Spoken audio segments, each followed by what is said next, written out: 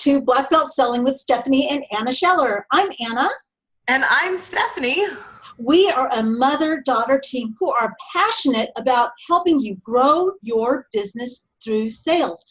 On Black Belt Selling, we bring amazing guests like the two gentlemen we have with us today, as well as amazing content, because we understand that to be a black belt, it's not a once and you're done deal. It's a journey, and we're here to help you on the journey. If you want to learn more about us, join us on our Facebook group at facebook.com/groups/Black Belt Selling. There we have inspirational quotes. We post our blogs. More importantly, though, you will find out exactly when these podcasts are uploaded on our website so that you can learn more about us and you can become a black belt in sales. So run right over to facebook.com/groups/Black Belt Selling. And Stephanie, you know what? I know that you know these gentlemen better than I do. So why don't you introduce our guests today? I do. So I'm actually very excited about these guys because Lee Kantor and Stone Payton, I just went on their radio show about, we'll just say a couple weeks ago, and I had an amazing time talking to these two. Turns out we actually have a lot in common, just mentality-wise. They've been in radio for more than 10 years, and they're doing something incredible for business owners across the United States, providing this amazing opportunity, and they have a cool perspective on how to build your business. So I just said, hey, you know what? We got to get these guys on the show. So Stone, Lee, thank you for joining us on Black Belt Selling. Well, thanks for having us. Thank you. So I want to start with, I know you guys are both business owners, right? And you help business owners as well. So I want to start with, what is your best piece of advice for a business owner? You going first on this one? Sure. Right. My best piece of advice for a business owner is to think serving first, to serve first and think bringing value to whoever you're working with first.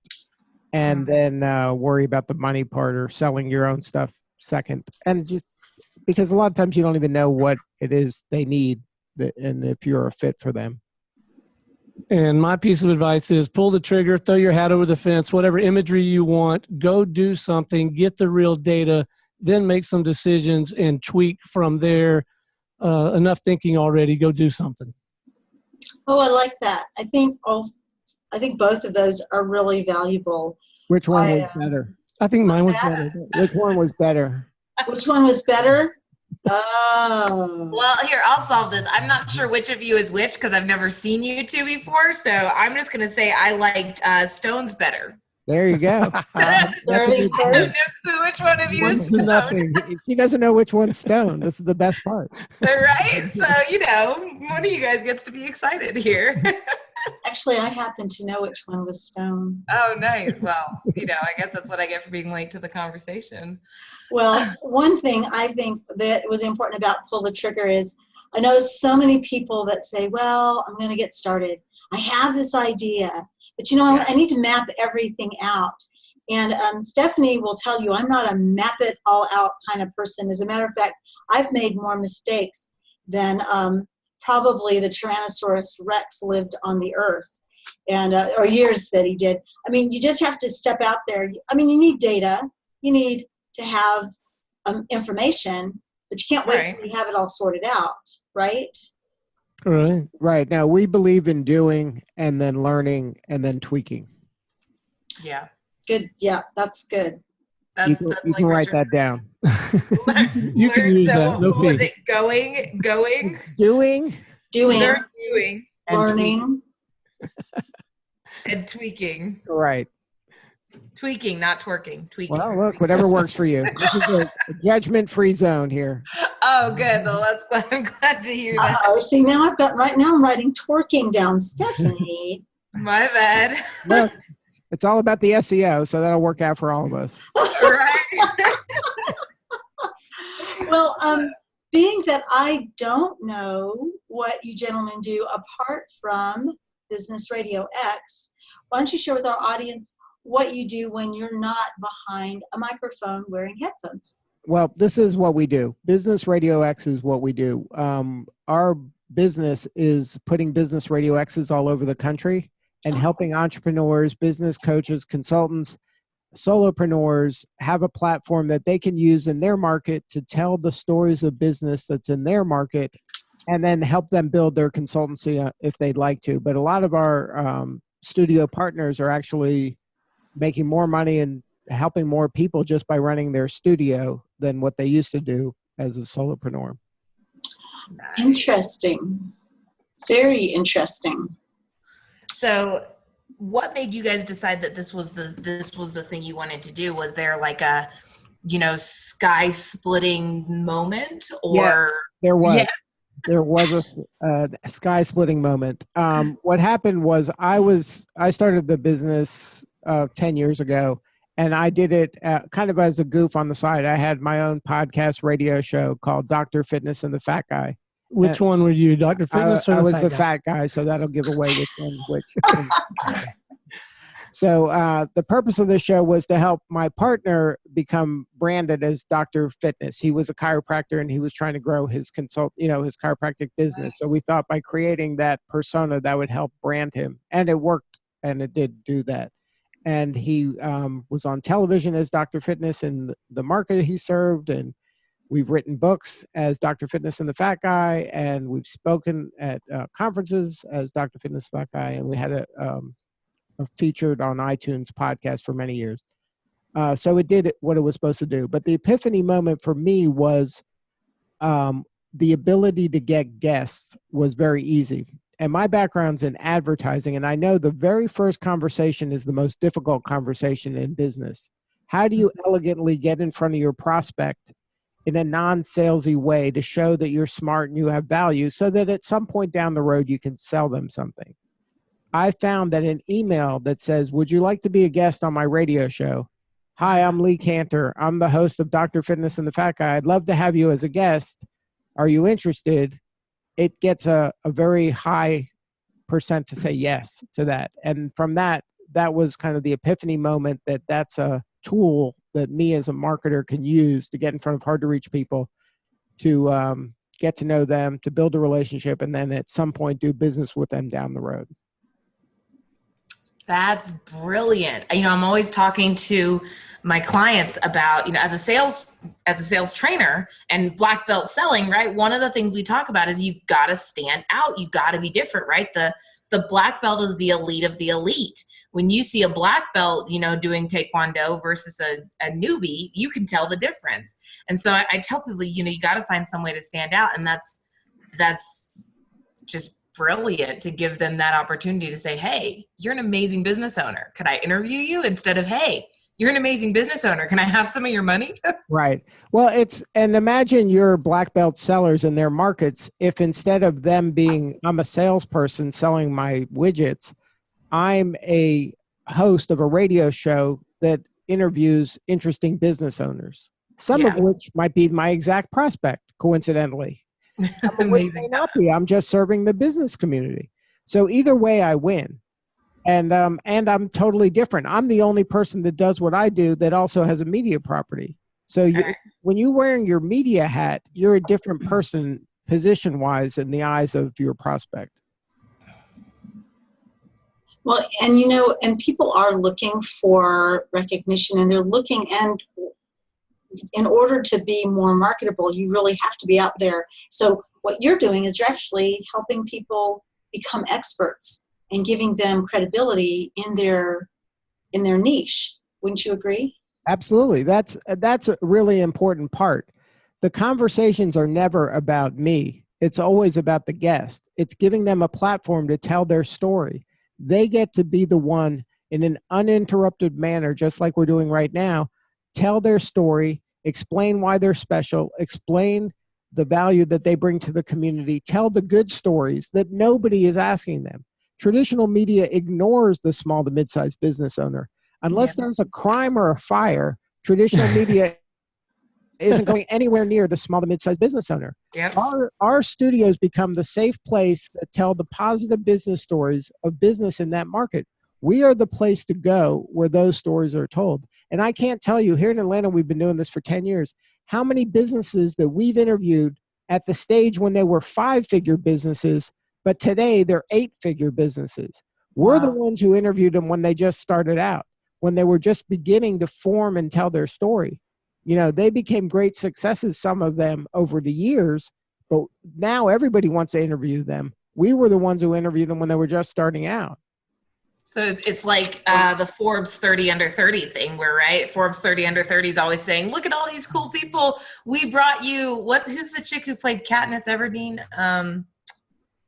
Jennifer Lawrence? Yeah, her. Like, we brought you, we picked her out that she would be super famous before she was famous, right? So, like, you guys are doing the same thing except for small business owners. Right. That's why we say that we interview the Fortune 500,000, not just the Fortune 500.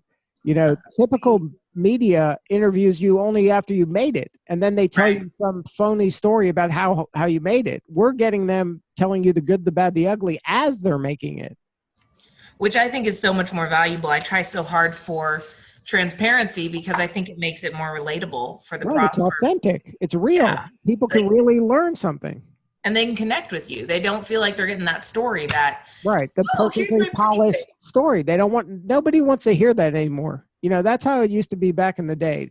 Today, it's about authenticity, telling the truth, being transparent, and just telling your truth as best you can, the good, the bad, the ugly.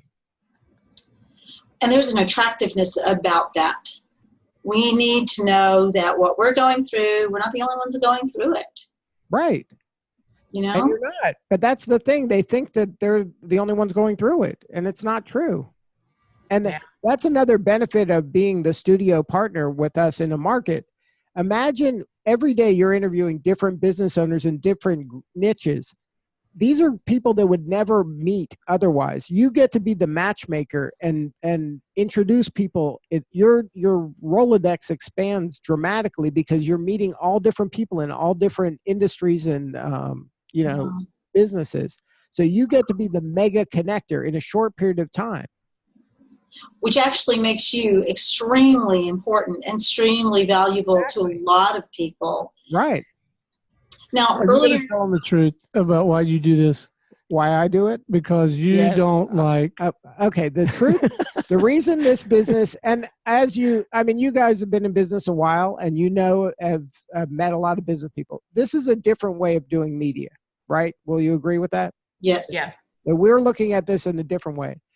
Part of the reason we're looking at this a different way is because I'm an introvert. I am not a people person. I wanted to create a way to get people to come to me. I wanted them to come to me rather than me going out to networking meetings and saying, hey, I'm Lee, I'm good at this, and buy my stuff. You know, I'm not that person. I'm not a social person. I surround myself with extroverts. And the way that I help extroverts is the way this started initially is I partnered with a woman who was an extrovert, who was a people person, who loved to go to these networking things. And I begged her, I'm like, Amy, please be my co-host on the Atlanta Business Radio Show. You go out to your networking thing and don't say, I'm Amy, the insurance person. Say, I'm Amy, the co-host of Atlanta Business Radio. Do you know any interesting business owners I can interview? And then guess what? They There was pop a out. lot of them. People were like me. And then so Amy would bring in 1, 2, 3, 4 every time she came in here. So me as the person who's running the studio, guess what? I get to meet them too. Now they're all coming to me. And then, I see why this partnership with you and I works so well, Anna. well, you see, what happens though is now they're coming in here and they're like, how did Amy get a show? How do I get a show? So is that what Stone is now? Is that Stone's role? Look, everybody I have met in my business life in Atlanta came through this studio. And go, Stone, tell them how we met. The way we met is I had an opportunity to come and be interviewed. At the time I was working for, this was the last consulting firm I was fired from. I've been hired and fired from some of the most prestigious consulting firms in the country. Most of them, all except 2, were in the change management consulting space. And I was maybe 6 months from the very last one. I had self-published a book and I was out doing keynote work. And when you publish a book and you're a speaker, you need to make the rounds, right? So you go do the radio, the TV. And I had a little bit of media experience under my belt. And I was prepared. I had my little sound bites. I had my little funny quips. I knew I had to get in, get out quick, get my message across. So I was very prepared. I had an opportunity to come on Atlanta Business Radio, hosted by Amy Otto. Nobody ever said anything about Lee Kantor. I come in the studio, and that's not how it went at all. The way it went was they let me just have a conversation, share what I was doing, the why behind my work. It was very authentic. I as a result of that very first interview, we had maybe a 20, 30-minute conversation. I had so much genuine thought leadership that I could turn around and repurpose and use in my own marketing, that it was just incredible. Plus, there were 2 other guests in the room from completely different businesses. I made valuable connections with them, lifelong relationships with the other 2 guests.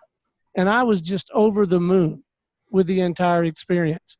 So I don't know, what do you think? Maybe 3 weeks, 4 weeks later, well, right there in that room, I raised my hand and said, hey, how does this work? Because this is really cool. I wrote a check and I said, I want to underwrite a show. I connected the show and the theme and the concept to the work I was doing on personal and organizational speed. So I became a client. And then probably inside of 6 months, I wrote a little bigger check and bought myself a job. And so now I'm his partner. But yeah, this has been fantastic for me. But that's how it all started, was from that guest experience, living through everything he just described. Wow. That's amazing. That's amazing. I mean, now my wheels are turning going, this is so cool how you're showcasing business. And these are people that are becoming business leaders, and you're helping them do that. Right. Well, like Stephanie experienced it as a guest. Why don't you share a little bit, Stephanie, as a guest on the show? Talk about your experience. Well, when I came on the show, so I've been, we're doing the same thing that Stone's been doing, right, is going around the city, and I'm going around the city, and I'm going around the country, and we're getting on radio shows and TV shows, and name the show, we're trying to get me on the show. And, so many of the ones I've come on have just been about, hey, come on and promo your thing and get off. And it was like, okay, I mean, I'm really trying to promo a movement, an idea, not really like a sale or just come buy my product, really trying to get this idea sharing. And you guys were awesome about asking questions that really got involved with me and with who I am and what I'm doing and why I'm doing it, as opposed to, I'm just going, hey, Stephanie, what do you have to promo? Okay, great. Awesome. Moving on. Like, I love our show because you pulled out some really amazing information from me that, not everyone gets the chance to hear me talk about, because they're so quick about, hey, talk about this. All right, moving on, next. Because a lot of people, and we find this, a lot of people look at business as a transactional occurrence. Yeah. For us, it's about relationships. And we're trying to build relationships with people who believe what we believe. And, we're big proponents and fans of Seth Godin, and that's one of his kind of Godinisms. And that's what we're about. We're trying to build a tribe of people who believe what we believe, and we're about telling a million stories and telling the positive business stories that are happening every single day in the markets we serve. And they're happening every day, and no one knows about them. And it's important for us to tell these stories because we think small to mid-sized business is the heartbeat of this country. More and more people have to be business people or think like business people at the minimum. And this is the first time, I just read this, the first time in history, or a long time, that there are more businesses closing than businesses opening. And that is a tragedy, because we need younger people especially to consider being business people. And it's difficult when the media portrays a business person as a greedy exploiter. And when the villain of all the movies are evil business people, young people don't want to be business people. And we feel it's our responsibility to get the word out, to talk about business people as the heroes they are, risking everything, risking their time and their treasure to help the community. The people we interview here every day are doing things in the community, whether they're supporting the schools or their churches or something. they're doing something good in the community. They're not just trying to make money and kind of live off of people in an exploitive manner. I think that's probably why we got along so well, because I'm at the same point where I'm looking at this going, we have 500,000 plus businesses opening their doors every single month here in the United States. And we still have more of them closing than opening. That's a really scary number when you think about that. I mean, your odds of winning at business are worse than Vegas right now. And to me, like I see, and I don't want to get political about this, but I see how, and I don't know if y'all are going to think this is political or not, but I see how Amazon just bought Whole Foods. That to me scares me, because I'm like, that's cool for Jeff Bezos, but that's us moving closer and closer to a monopoly. And we need these small businesses. We need people, because that's how you get control of your life and your business. And if we're all operated by monopolies, life just sucks at that point, as far as I can tell. Right. And we need more people to think like entrepreneurs. And even if they're working at bigger companies, they have to have the mindset of an entrepreneur, that you don't have a boss, you have a client. And what are you going to do to serve your client, to keep them happy? And, it's that kind of thinking that we have to get to the young people, because they're not getting it, obviously, in the school system. No. And the sad thing is we paint business as, almost like a get rich quick scheme. Right. Sadly. And when we do that, then when people find out that it is work, I mean, yes, you have to love the work, but the thing is there are long days. You can't avoid the long days all the time. And, but you can enjoy. Somebody once told me, they looked at me and we were going through a rough spot in our business. And maybe you've heard this story before. We were going through a rough spot in our business. And to be honest, I wasn't even getting paid. The people who were getting paid were the people who worked for me. I made sure the vendors got paid. I made sure my employees got paid. I made sure that whoever I was working with got paid. And at the end of the day, there was not enough money for me to rub two nickels together in my business. And I was lamenting, oh, poor me. Wow. And this person looked at me and said, you know what you have? You have an asset. You have something that you can build, something you can grow. And I think we need to get that message out to people. And to me, it sounds like you are part of making that happen. Right. We're trying to be a force for good in telling the stories. We're the safe place where business people can come on and talk about the good stuff they're doing. I mean, that's our mission, is to tell the stories of business. But I agree with you. I don't think anybody should be in politics, especially if they haven't made a payroll.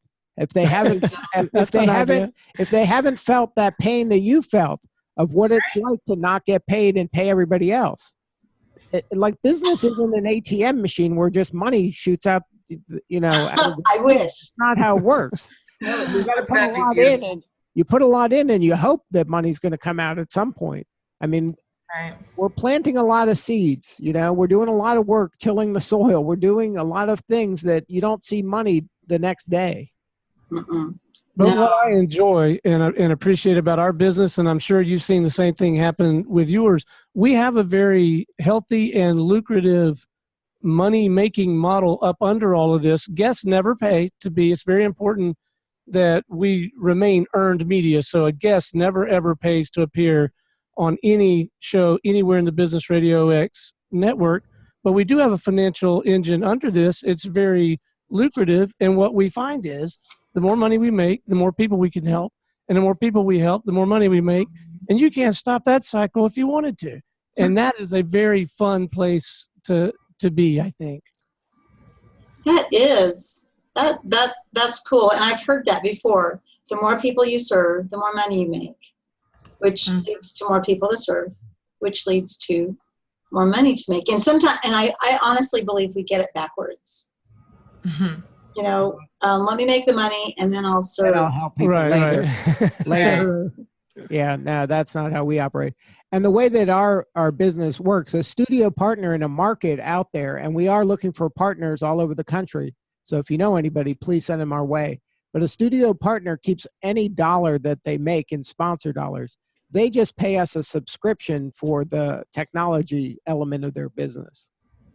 So they pay a monthly fee to us as a subscription to be part of the network, to process their audio, and to have presence on our website. And that any sponsor money that they get in their local market is all their money, 100%. And they get the brand equity of being part of the Business Radio X network, and they get to tell people out loud that they work with Lee Kantor. That's Well, that's the exciting part, that everyone knows about Lee Kantor.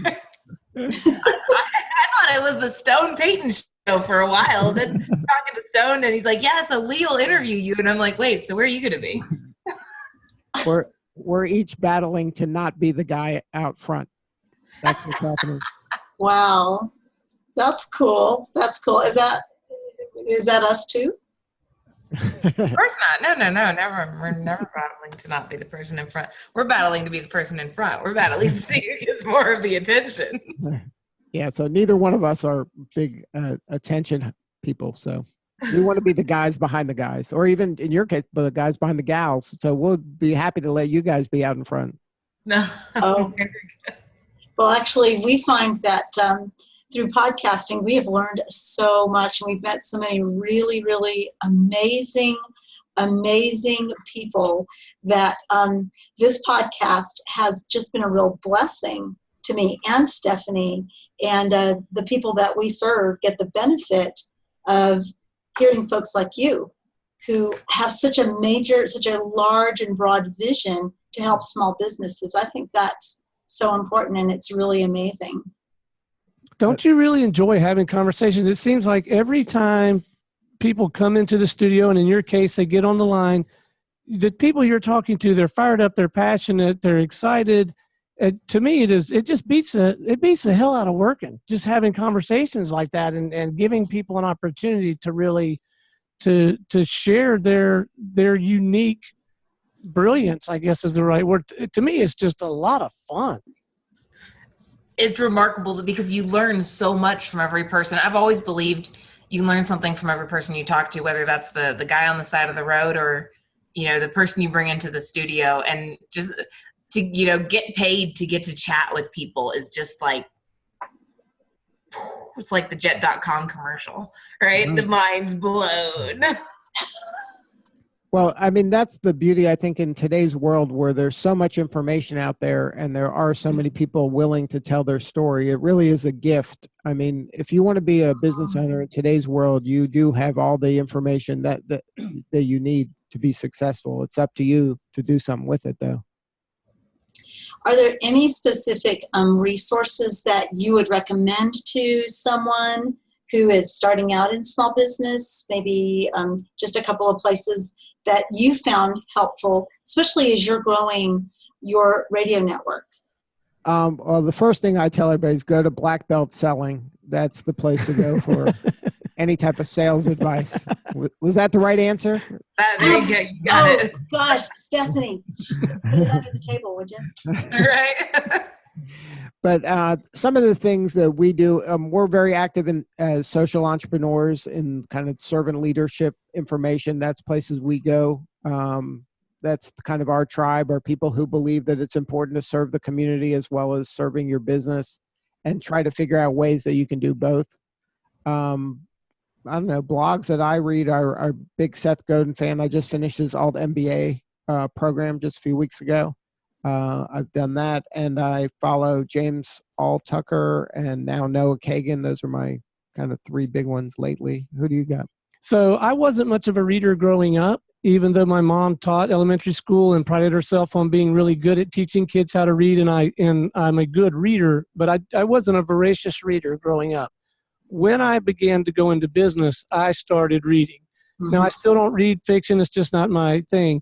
But I read a great deal, and with the advent of the Kindle, I can take a lot of books with me wherever I go. And so I find myself going down distinct paths at certain times, and I'll read a lot about selling, or I'll read a lot about leadership, or I'll read a lot about marketing, or like I'll take a specific niche or domain and really kind of dive into that. And there's almost no title. I have spent tons of money and a lot of time reading. I can't think of a single title that I began reading, even if I didn't particularly enjoy the book. I can't remember a single title that I didn't find distinct value in and an idea or more that I could come back here to the ranch and apply, and to Lee's point, then meld it and mold it and tweak it a little bit. So I would encourage people to continue to read. Now, that being said, I am a little bit of a one-trick pony. So I like the idea of talking to people and asking them questions and shutting up and listening to what they have to say. And I'm very fortunate in that I have a studio. Actually, I have 10 studios that I have access to. I have a studio, I have microphones, but we all have telephones. We all have deck chairs. And so just having a conversation and sitting down with your uncle who runs the tire store, or, someone who runs a surfboard company, it doesn't matter what they do, what kind of business they're in, or what their pursuit is.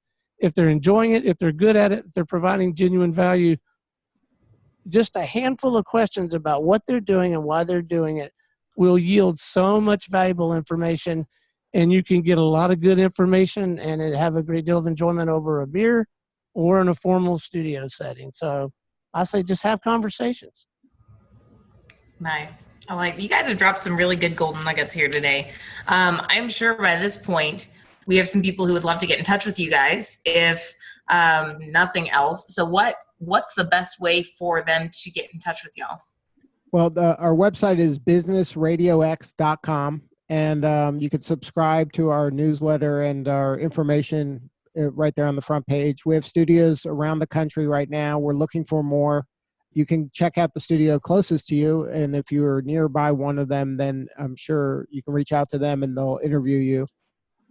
Stone is the person they should reach if they want to know more about what you can just go straight old school with me. You can give me a call. You can call me or direct text me at 770-335-2050. And I may not answer it immediately. I'm on the air a lot, but I'm pretty good about getting back to you, particularly with the text. And then my email is stone, STONE, at businessradiox.com. And as we just discovered, I love chatting, so I'll be happy to talk with you. And it doesn't have to be about this. We'll talk about fishing if you want to. I don't care. Lots of fishing where I'm at. I was going to say, Stone, what was that number again? That was 770 what? 770-335-2050. So so for our people checking it out, go to businessradiox.com. You can give Stone a call if you want to chat about fishing or anything else. 770-335-2050, or shoot him an email, stone@businessradiox.com. But I have an easier way for you to get this information. If you hop over to our Facebook group and just join us at the Facebook group at facebook.com/groups/Black Belt Selling. We post this stuff in there every single week. So you can do a one-time join the group, and you'll have access to this contact information and all these amazing giveaways from our incredible guests every single week. This was a fun interview. I appreciate you guys taking time to come on the show with us and share your passion for helping these small business owners. Thank you so much for what you guys do, and thank you for joining us. Thank you. It's absolutely been our pleasure. Awesome. Well, for our listeners out there, I want to encourage you to think about what you've walked away with today. Think about serving first. Think about go and then make decisions. Think about making a difference in your business and in your life, because you know what?